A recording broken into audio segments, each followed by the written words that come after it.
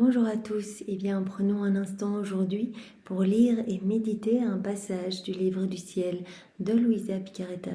Au nom du Père qui m'a créé, du Fils qui m'a sauvé et du Saint-Esprit qui me sanctifie. Amen.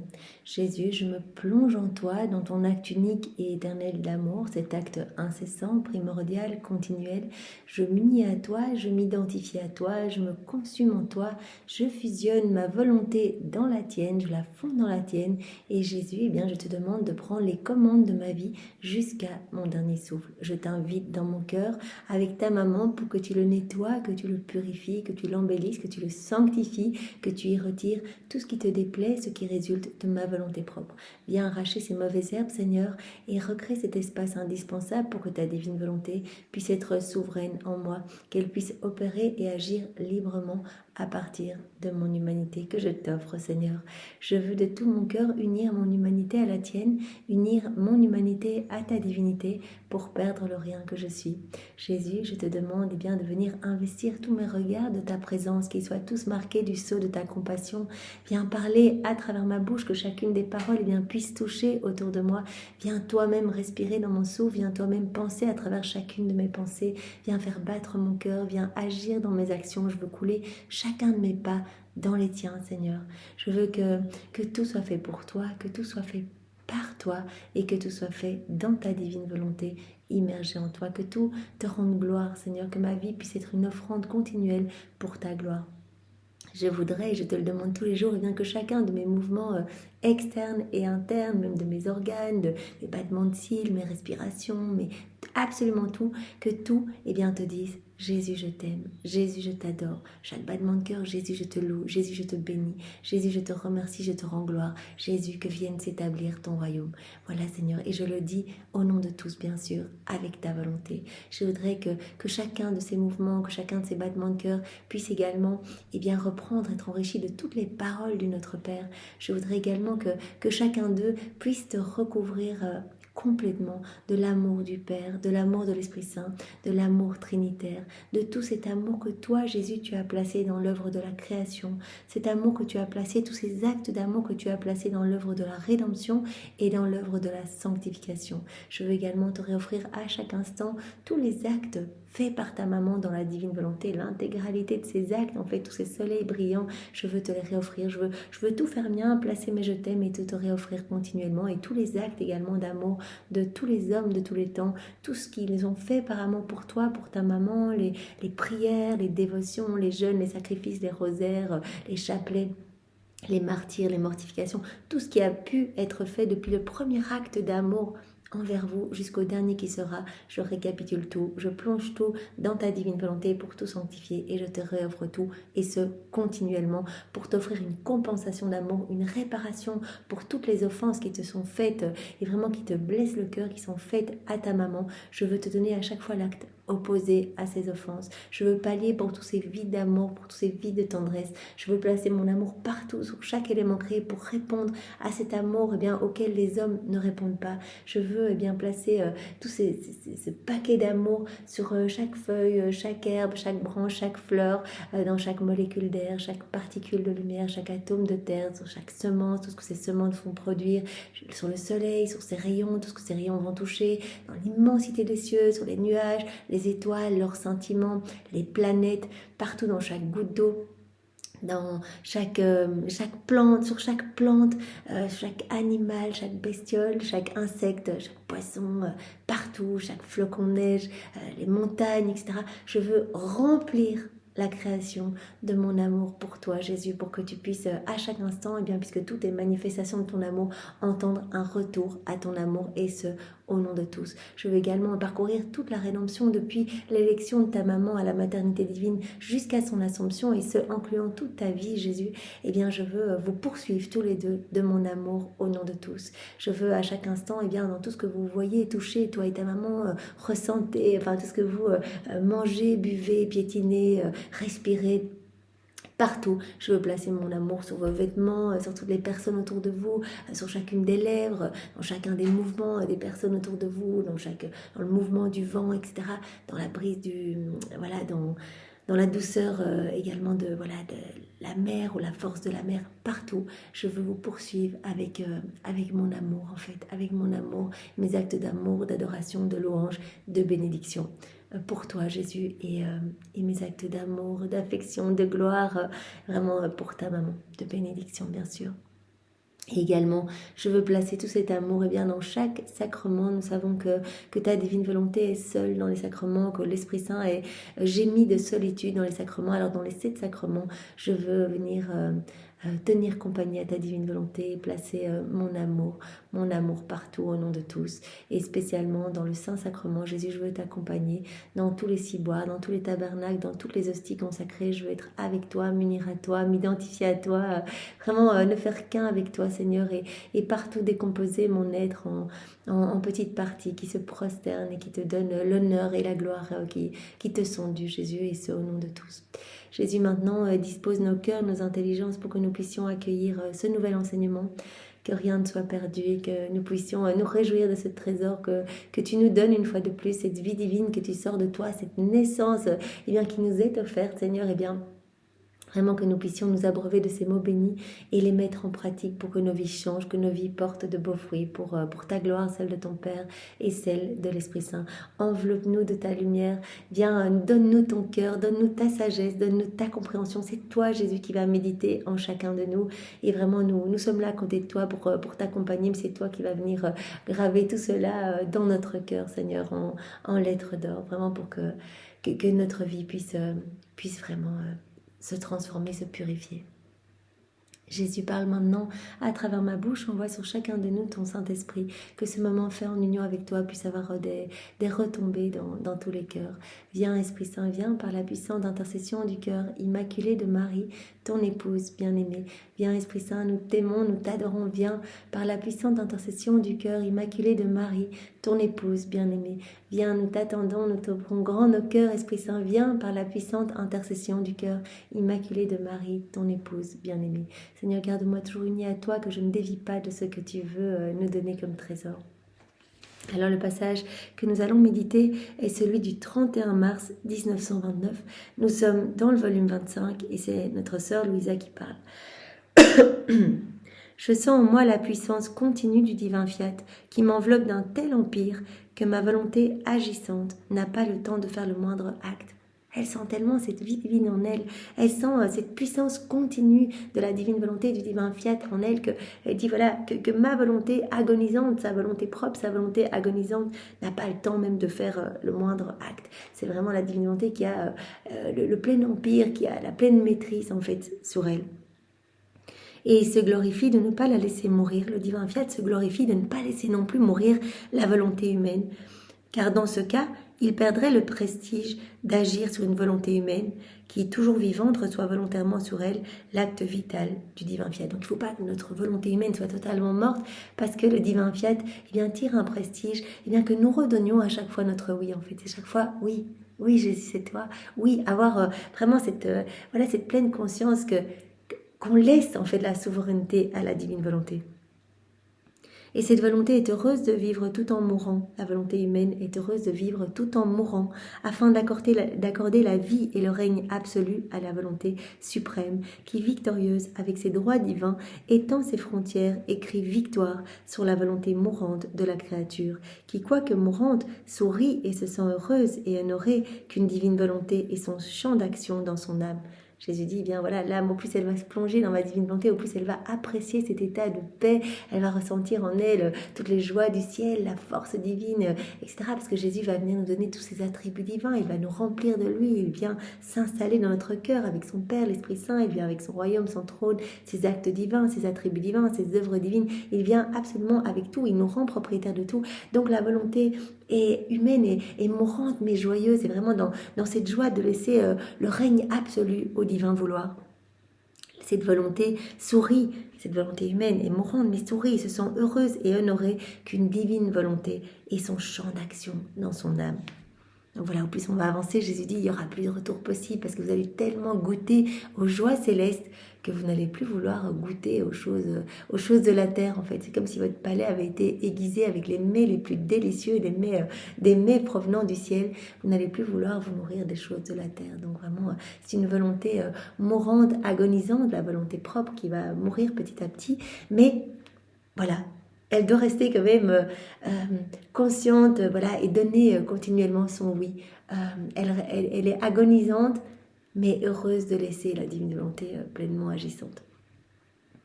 Et alors que je me sentais sous l'empire du divin fiat, elle se sent vraiment sous cet empire du divin fiat, Louisa, elle est à ce 4e niveau de vie dans la divine volonté, mon doux Jésus se manifesta en moi et me dit « Petite fille de ma divine volonté, tu dois savoir que ce sont les droits absolus de mon divin fiat que d'avoir la primauté sur chaque acte de la créature. Et celle qui nie sa primauté lui enlève ses droits divins qui lui sont dus en toute justice, car il est le créateur de la volonté humaine. » Le divin fiat est le créateur de la volonté humaine, donc il a ses droits divins et absolus sur la volonté humaine. Donc vraiment, quelque part, quand on agit dans nos volontés propres, on retire ses droits divins au divin fiat. Qui pourra te dire, ma fille, tout le mal que peut faire une créature lorsqu'elle atteint le point où elle se retire de la volonté de son créateur? On l'a vu, Adam quittant la divine volonté, il a tout perdu, il a commencé à se sentir mal, à avoir des doutes, à se voir nu. Et en fait, de cette rupture, ont découlé tous les maux, les vices, les iniquités, les malheurs, les souffrances, les guerres. Tout ce que nous connaissons de mauvais aujourd'hui provient de cette déconnexion de l'homme avec la divine volonté. Tout le mal que peut faire une créature lorsqu'elle atteint le point où elle se retire de la volonté de son Créateur. Qui pourra te dire tout ce mal, ma fille? Un seul acte de retrait de notre divine volonté a suffi pour changer non seulement le destin des générations humaines, voilà. La rupture avec le divin vouloir a suffi, un seul acte dans la volonté humaine a suffi à changer toute la destinée humaine en fait. L'homme qui aurait dû être heureux, beau, vraiment dans une pleine connexion avec son Créateur, vraiment en recevant continuellement des nouvelles connaissances, des nouvelles vies divines, en étant alimenté par des flots, des torrents de grâce, de bénédiction qui devaient remercier continuellement dans cette unité du divin fiat avec toute la création, avec son Créateur, avec les générations à venir, etc. Regardez où on sommes depuis la chute d'Adam, on n'y est plus du tout, l'homme est malheureux, le taux de suicide explose, de dépression, l'homme se sent mal, à la recherche de toujours plus, à la recherche de cette plénitude qui ne peut se trouver qu'en Dieu, mais l'homme est tellement déconnecté qu'il ne voit plus l'amour de Dieu nulle part, il n'y répond plus, etc. Donc un seul acte fait dans la volonté humaine par Adam, a changé toute la destinée humaine, voilà. Et un seul acte de retrait de notre divine volonté a suffi pour changer non seulement le destin des générations humaines, mais aussi la destinée même de notre divine volonté. Ce n'était pas le plan de Dieu que Jésus vienne comme un petit bébé, et puis prenne toutes nos misères, meure sous la croix, l'homme des douleurs, etc. Ce n'était pas ça le plan de Dieu de toute éternité. Vraiment, Jésus aurait dû venir dans la gloire, il aurait dû venir comme notre roi avec le sceptre de commandement, il aurait dû venir entouré d'une armée angélique, venir avec un corps glorieux, etc. Et parce que l'homme a quitté la divine volonté, Jésus a dû venir et puis prendre toutes nos misères et nous donner les remèdes pour nous relever, pour sauver l'humanité. Si Adam n'avait pas péché, le Verbe éternel, qui est la volonté même du Père Céleste, allait venir sur terre glorieux, triomphant et dominant, accompagné visiblement par son armée angélique, que tous devaient voir. On aurait dû voir Jésus arriver avec un trône, un char de gloire, avec des anges, etc. On aurait tous vu cela. Et avec la splendeur de sa gloire, il devait charmer et nous attirer tous à lui par sa beauté, couronné roi et avec le sceptre du commandement pour être roi et chef de la famille humaine. Il aurait dû arriver vraiment dans la gloire avec son sceptre de commandement, afin de donner aux créatures le grand honneur de pouvoir dire « Nous avons un roi qui est homme et Dieu ». Plus encore, puisque votre Jésus ne devait pas venir du ciel pour trouver l'homme infirme, car ne s'étant pas retiré de ma divine volonté, aucune maladie, que ce soit du corps ou de l'âme, ne devait exister. En fait, c'est la volonté humaine qui submerge presque la pauvre créature de souffrance. Donc l'homme n'aurait pas dû être malade, infirme, malheureux, etc. C'est la volonté humaine qui a vraiment créé, généré tous ces maux en l'homme et en dehors partout.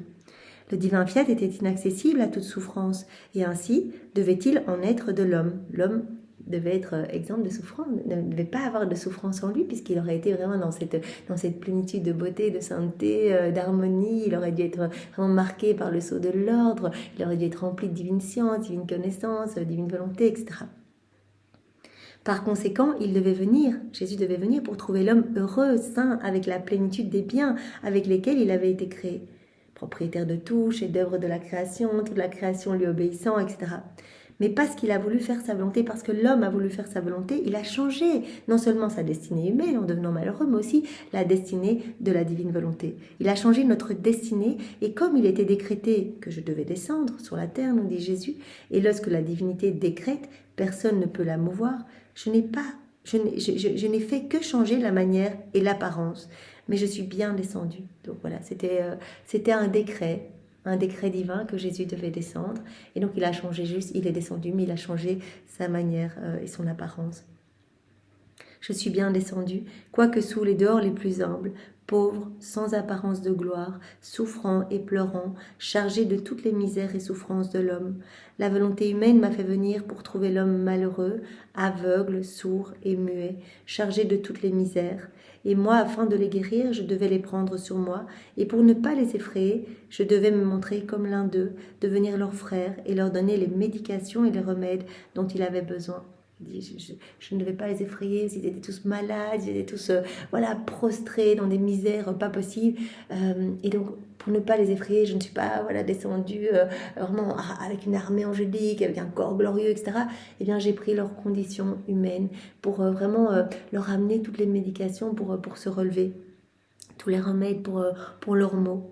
La volonté humaine a ainsi le pouvoir de rendre l'homme malheureux ou heureux, en fait, suivant, on s'unit à Jésus et donc on reçoit tout, c'est lui qui vient faire en nous, notre âme se transforme, notre vie se transforme, on reprend cette place de lumière qu'avait Adam dans son état d'innocence, ou alors on décide de se déconnecter de la divine volonté et vraiment on va avoir une destinée de malheur, de misère, etc. La volonté humaine a ainsi le pouvoir de rendre l'homme heureux ou malheureux, sain ou pécheur, en bonne santé ou malade. Si l'âme décide toujours de faire ma divine volonté et de vivre en elle, elle changera sa destinée. Voilà, Jésus dit, il y a moyen de changer votre destinée. Vous n'êtes pas heureux, vous vivez vraiment dans les noirceurs, les ténèbres, etc. Vous ressentez toujours un manque dans votre vie. Venez vous unir à moi. Je suis la source de tous les biens, de tous les bienfaits, et votre destinée va changer. Comme la destinée de l'homme a changé de manière négative en quittant la divine volonté, si vous revenez vous unir à moi, si vous venez unir votre volonté à la mienne, votre destinée va changer. Vous allez reprendre cette place d'enfant de Dieu, en fait. Vous allez vous remettre debout, ressentir cette joie divine, et vous allez être comblé absolument de tout, de redevenir propriétaire de tout ce dont je rêve de vous combler. Elle changera sa destinée.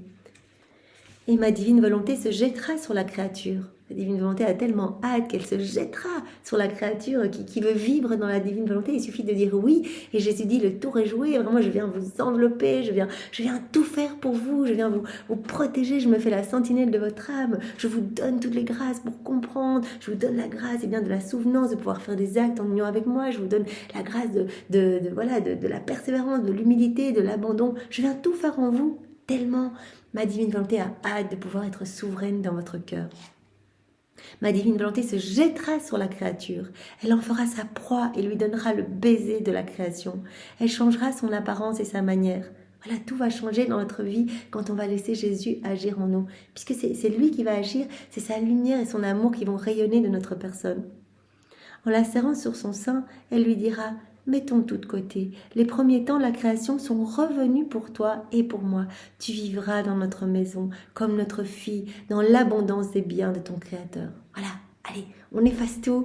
Reviens dans cette maison, dans la maison de ton Créateur, dans la maison de ton Père. Reviens dans mes bras et participe à tous les secrets divins. Viens à notre table céleste et vraiment reçois tout. Reprends cette place d'enfant de lumière. Écoute, ma petite nouvelle-née de ma divine volonté. Si l'homme n'avait pas péché, s'il ne s'était pas retiré de ma divine volonté, je serais venu sur terre, comme Jésus nous l'a dit précédemment. Mais sais-tu comment? Plein de majesté, comme lorsque je suis revenu de la mort. Donc vraiment, il serait, en fait, il serait venu comme il s'est manifesté, et bien après, à sa résurrection avec ses corps glorieux, etc.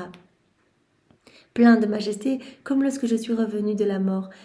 Même si j'avais mon humanité semblable à celle de l'homme, unie au Verbe éternel, combien mon humanité ressuscitée était différente, était glorifiée, revêtue de lumière, non sujette à la souffrance ou à la mort.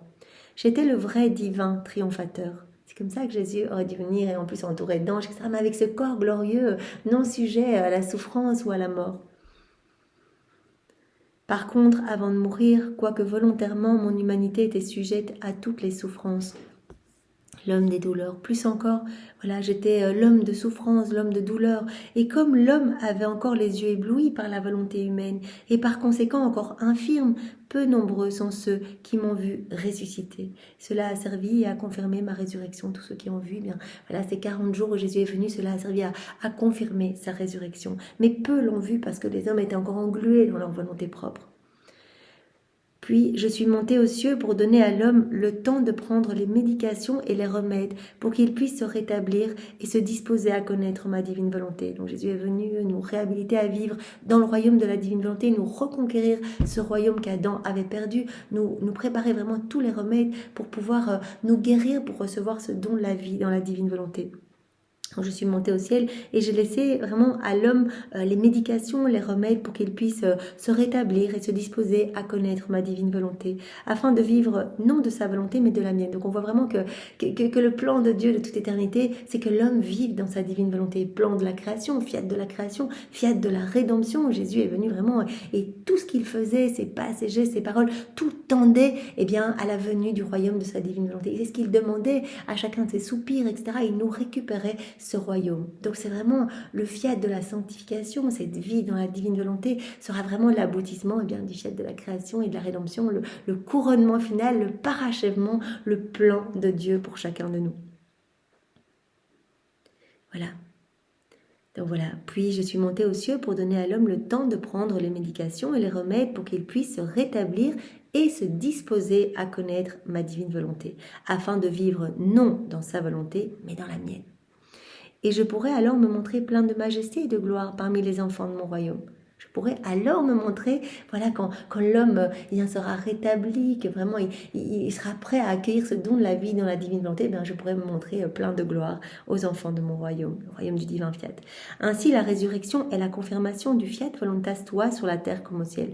La résurrection est la confirmation du que ta volonté soit faite sur la terre comme au ciel, quand Jésus s'est montré dans ce corps glorieux. Et vraiment, c'est comme cela qu'il va se montrer aux enfants de la divine volonté. Après une aussi longue souffrance endurée par ma divine volonté durant bien des siècles de ne pas avoir son royaume sur la terre et son règne absolu, il était juste que mon humanité mette ses droits divins en sûreté et réalise son dessein originel et le mien de former son royaume parmi les créatures. Après une aussi longue souffrance, la divine volonté a hâte et Jésus dit, il était juste que je me montre dans ce corps glorieux et vraiment c'est, comme Jésus le dit, la résurrection c'est la confirmation du que ta volonté soit faite sur la terre comme au ciel.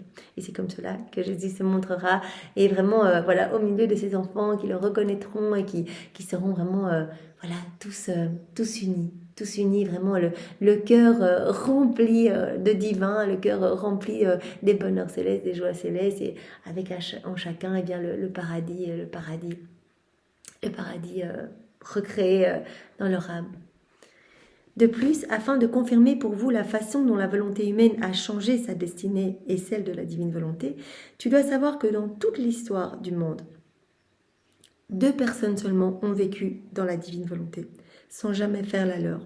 Et ce fut, on le sait, la reine souveraine et moi-même. Et la différence entre nous et les autres créatures est infinie. Entre Jésus, Marie, qui n'ont vécu que dans la divine volonté, et nous, bien sûr, la distance est énorme. Si bien que même notre corps n'est pas resté sur la terre. Nos corps avaient servi de palais royal pour le divin fiat. Et le divin fiat se sentait inséparable de nos corps. Il les a par conséquent réclamés et de sa force dominante, il a enlevé notre corps avec notre âme vers la patrie céleste. Le corps de Jésus et de Marie avait été, leur humanité avait été comme des palais célestes, laissant la divine volonté pleinement à l'œuvre. Et donc ces petits palais célestes ont été emmenés dans le ciel. Ascension de Jésus, voilà, qui bien sûr est la divine volonté, et l'Assomption de la Vierge Marie. Il les a par conséquent réclamés, donc ces cordes, et de sa force dominante, il a enlevé notre corps avec notre âme vers la patrie céleste. Et pourquoi tout cela? L'unique raison est que nos volontés humaines n'avaient jamais eu un seul acte de vie, mais que tout le règne et le champ d'action tout entier était celui de ma divine volonté. La Vierge Marie, voilà, elle est devenue par grâce ce que Jésus est par nature. Elle a crucifié sa volonté propre continuellement, et ce, dès l'instant 1 de sa conception dans le sein de sa maman, elle a fait l'offrande de sa volonté humaine. Voilà, elle avait déjà la divine science, elle a vu tout ce qui résultait de la chute d'Adam quand il avait quitté la divine volonté. Et donc, la Trinité lui a demandé sa volonté propre et elle l'a offert. Donc, il y a eu cette victoire dans cette mise à l'épreuve, et vraiment, elle n'a jamais fait un acte dans sa volonté propre. Voilà, le champ d'action tout entier était celui de ma divine volonté. Sa puissance est infinie, son amour est insurpassable. Après quoi Jésus garda le silence et je me sentais immergée dans la mer du fiat. Et oh, combien de choses j'ai comprises. Et mon doux Jésus ajouta: Ma fille, en ne faisant pas ma divine volonté, la créature jette la confusion dans l'ordre que ma divine majesté gardait dans la création. Voilà, Dieu ne connaît pas le désordre, tout est ordre, harmonie, beauté, etc. Voilà, et donc la création, la création, chaque élément créé, en fait, est comme un petit voile cachant la divine volonté opérante et agissante. Donc la divine volonté conserve les qualités de Dieu dans chaque élément créé, tout est ordre, tout est beauté, et l'homme, en fait, est le seul qui a quitté la divine volonté, est le seul qui a créé le désordre. Il a commencé à se sentir mal, etc. C'est comme s'il était par terre en train de gratter, en train de supplier pour une petite grâce, il n'a plus vu l'amour de Dieu, etc. Donc, à la place d'être debout en enfant de lumière, il a créé le chaos, il s'est déconnecté de la création, il n'a plus été dans cette unité du divin vouloir, et donc la création ne l'a plus reconnu, et donc il a commencé à se faire quelque part, voilà, comme s'il était en dessous des éléments créés, puisque la divinité travaillait dans les éléments créés et ne travaillait plus en l'homme. Et donc, quelque part, la création, parfois des hommes se sont fait attaquer par des bêtes sauvages, etc. Donc, l'homme a créé le chaos, en fait. Il a créé le désordre, en fait, comme Jésus dit ici. Il a créé l'ordre, le désordre et la confusion. Dans l'ordre que ma divine majesté gardait dans la création. Voilà. Elle se déshonore, elle descend bien bas, elle se place loin de son créateur. La créature qui vit dans sa volonté propre. Elle perd l'origine, elle perd les moyens et la fin de cette vie divine qui, avec tant d'amour, avait été infusée en elle dans l'acte d'être créée. Voilà. La créature, au moment où elle est sortie des mains de son créateur, Adam, dans son âme avait été infusée cette vie divine. Il avait reçu ce don de la vie dans la divine volonté, et il avait cette vie palpitante en lui. Et en vivant dans sa volonté propre, quelque part, l'homme étouffe cette vie divine. Et voilà, comme un corps sans vie, se putréfie. Une âme sans vie, voilà, commence à sentir mauvais, se putréfie et court dangereusement à sa perdition. Et donc, l'homme, en vivant dans sa volonté propre, a perdu l'origine, a perdu les moyens et la fin de cette vie divine qui, avec tant d'amour, avait été infusée en elle, dans l'acte d'être créé. Nous aimions tant cet homme que nous avons placé en lui notre divine volonté comme origine de vie. Tellement beau. Donc la divine volonté avait été placée dans l'homme comme origine de vie. Nous voulions être charmés par lui, nous voulions sentir en lui notre force, notre puissance, notre bonheur et notre même écho continu. L'homme devait être vraiment comme un miroir de la Trinité. Il a été créé à l'image et à la ressemblance de Dieu, et donc il devait continuellement offrir des louanges, offrir tout ce qu'il recevait de Dieu, en fait débordait de son âme et repartait en action de louange, de bénédiction, d'amour, de remerciement. Donc nous devions, comme dit Jésus, sentir en l'homme notre force, notre puissance, notre bonheur et même notre écho divin, notre écho continu. Et qui pouvait nous permettre de ressentir et de voir tout cela si ce n'est notre divine volonté déplacée en lui? C'est parce qu'il y avait la divine volonté en l'homme que Dieu pouvait se réjouir et voir en l'homme son image, pouvait voir en l'homme son écho. Nous voulions voir en l'homme le porteur de son Créateur, qui devait le rendre heureux dans le temps et l'éternité. L'homme devait être le porteur de son créateur, donc devait accueillir dans son âme Dieu en fait. Il devait être rempli uniquement de divin. Ainsi, lorsqu'il n'a pas fait notre divine volonté, nous avons vivement ressenti la grande douleur de notre œuvre désordonnée. Tu vois, il a commencé à mettre le chaos, l'homme, en quittant la divine volonté. Notre écho a cessé, notre force enchanteresse, qui devait nous ravir pour lui donner de nouvelles surprises de bonheur, était convertie en faiblesse. En somme, elle était sans dessous. C'est pourquoi nous ne pouvons tolérer un tel désordre dans notre œuvre. Et si j'ai tant parlé de mon divin fiat, le but est précisément celui-ci. Nous voulons placer l'homme dans l'ordre, afin qu'il puisse revenir aux premières étapes de la création, à la place d'Adam, dans son état d'innocence. Et que notre volonté, coulant en lui comme une humeur vitale, donc vraiment, Jésus dit, on veut vraiment que la divine volonté soit souveraine en l'homme, qu'elle coule en l'homme comme une humeur vitale, et qu'elle puisse à nouveau former notre porteur, notre palais royal, que l'homme puisse être à nouveau un tabernacle d'amour, un tabernacle vivant pour la divine volonté, un palais royal sur la terre, qu'elle puisse à nouveau, donc la divine volonté, former notre porteur, notre palais royal sur la terre, son bonheur et le nôtre. C'est tellement beau, Seigneur. Puissions-nous être ces petits tabernacles d'amour pour toi, où tu pourras te reposer, déposer tes peines, tes amertumes, où tu pourras être consolé. Nous voulons être des sources de réjouissance pour toi. Nous voulons redonner le sourire à tout le ciel, comme tu l'as dit à Louisa, une âme qui s'abandonne entre mes mains, qui vit dans ma divine volonté. À chaque acte, elle donne une gloire accidentelle aux saints, aux bienheureux, un rafraîchissement aux âmes du purgatoire, une nouvelle beauté, une nouvelle fraîcheur aux éléments de la création. Elle nous glorifie de manière parfaite. Donc elle devient vraiment une source de joie énorme pour tous. Et tous viennent se déverser dans chaque acte qu'elle fait dans la divine volonté. Donc on fait un petit acte, comme maintenant nous méditons ensemble en union avec Jésus. C'est Jésus qui le fait en nous.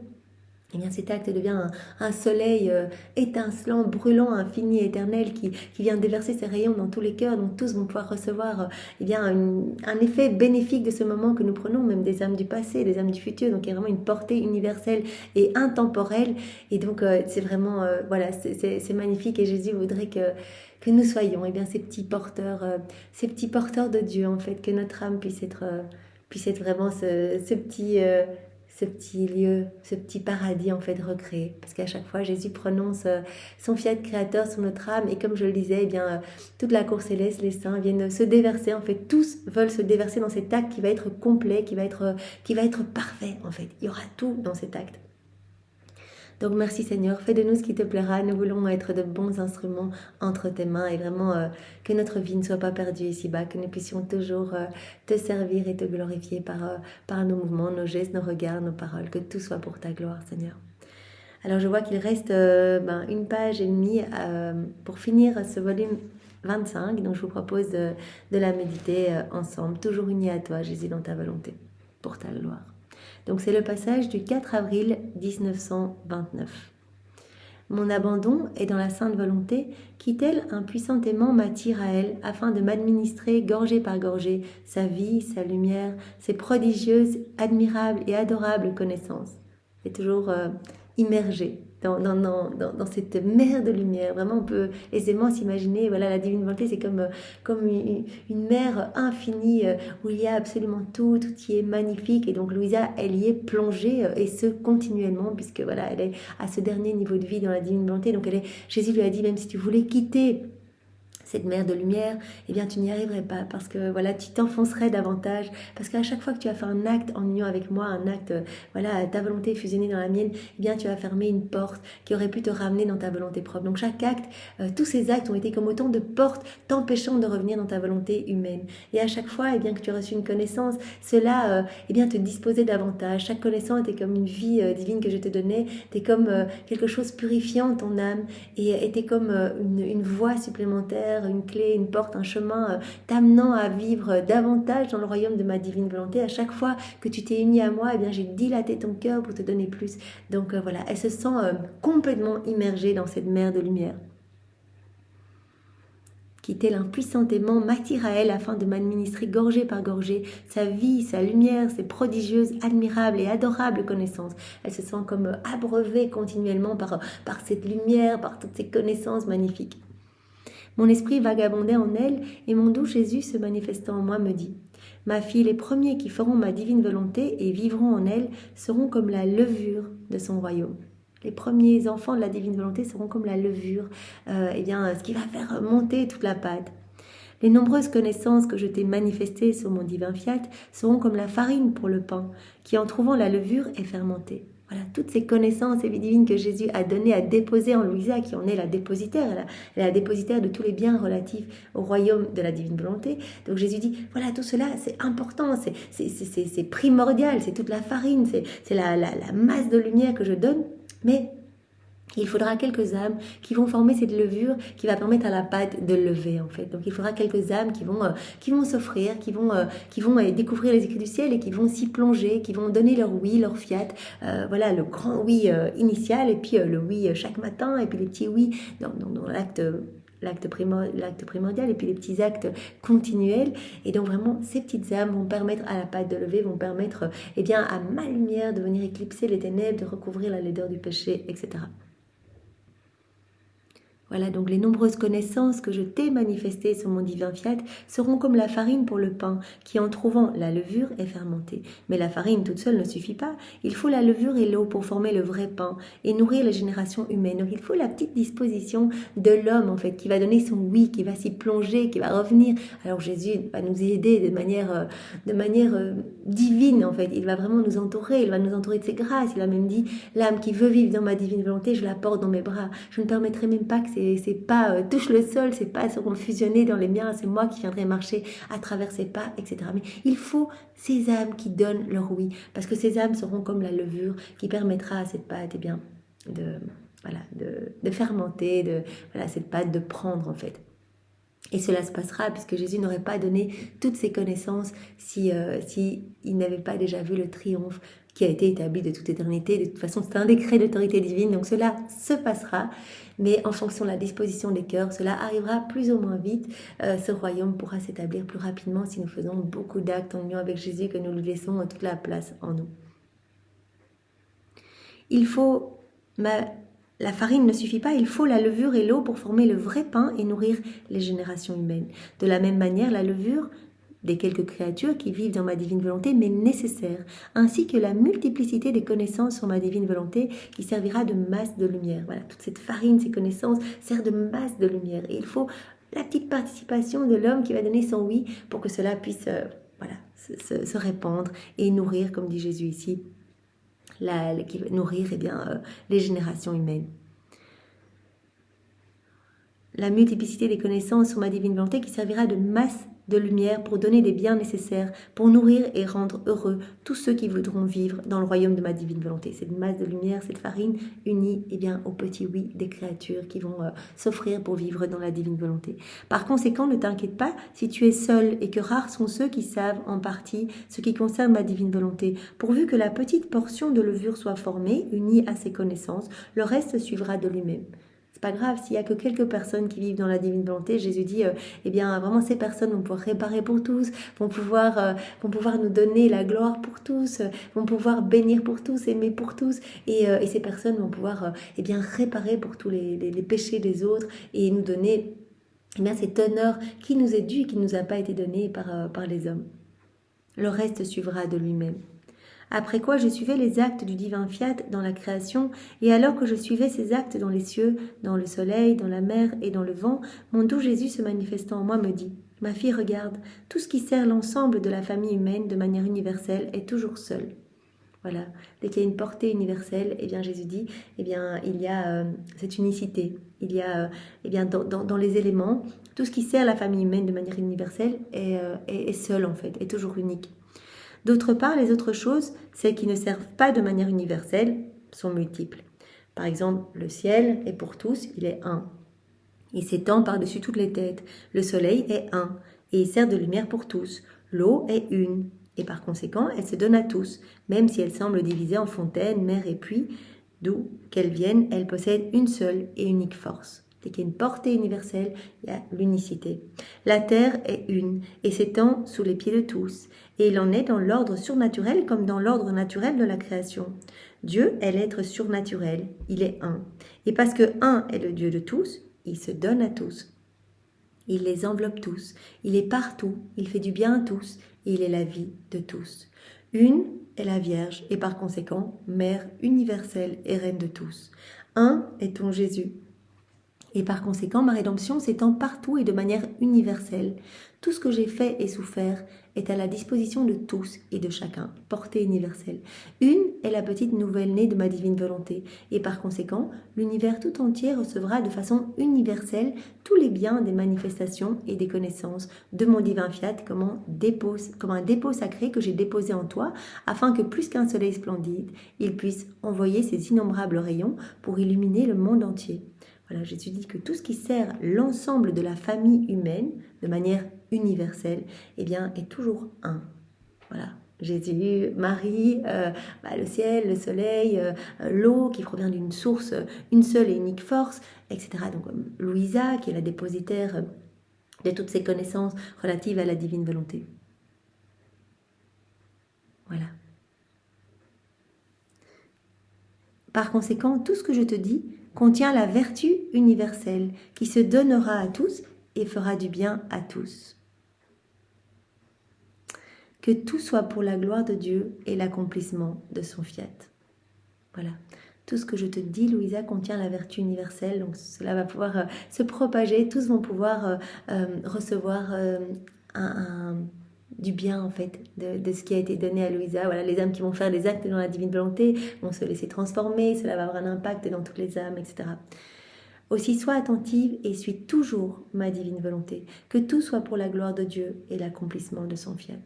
Voilà, Deo gratias. Et nous arrivons à la fin de ce volume 25. Merci Seigneur, c'est tellement beau. Nous voulons te servir, nous voulons te louer, nous voulons te bénir, nous voulons te glorifier. Et nous voulons être tout à toi Seigneur. Alors que nous n'entravions pas tes plans d'amour pour chacun de nous, utilise-nous Seigneur, nous t'aimons avec ton amour au nom de tous. Au nom du Père et du Fils et du Saint-Esprit. Amen. Soyez tous bénis. Au revoir.